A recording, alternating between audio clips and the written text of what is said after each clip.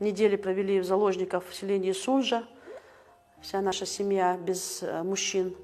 Насчет отца и брата старшего мы до сих пор ничего не знаем. Они у нас тоже без вести пропавшие. Вот мой отец Бузуртанов Васха Магомедович и вот мой брат Бузуртанов Магомед Васхаевич.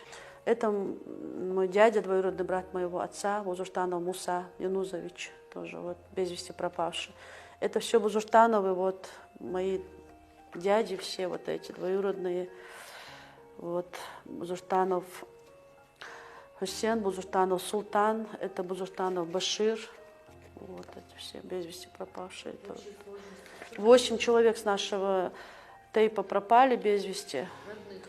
Да, это все близкие. Да. И вот Гулоевы, это наши племянники, и рядом с нами жили, вот прям бок о бок мы жили, в одном дворе, можно сказать, 2 брата, Ахмед и Муса. Видела эту фотографию, узнала, это Илиев Увейс Ниевич, вот этот, он был дедушка такой хороший, он преподавал дома, у него была группа, преподавал Коран, в то время это было очень редко. Документально оформлено, и без вести пропало 192 человека. Это все анкетные данные у нас есть.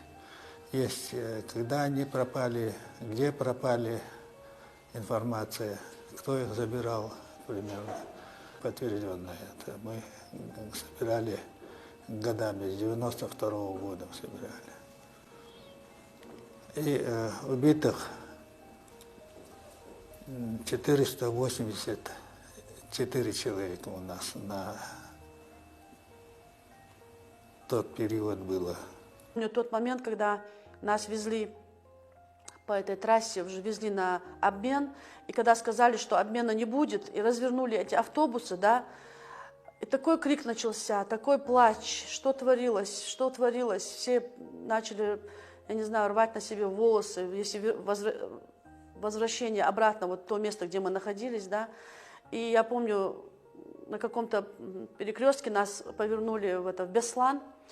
И когда мы попали в этот дворец спорта, что ли, по-моему, это был, и вот в спортзале мы находились, если ты уставал и поднимал ногу, опустить ее уже не было места, поставить обратно эту ногу, потому что настолько мы тесно там находились.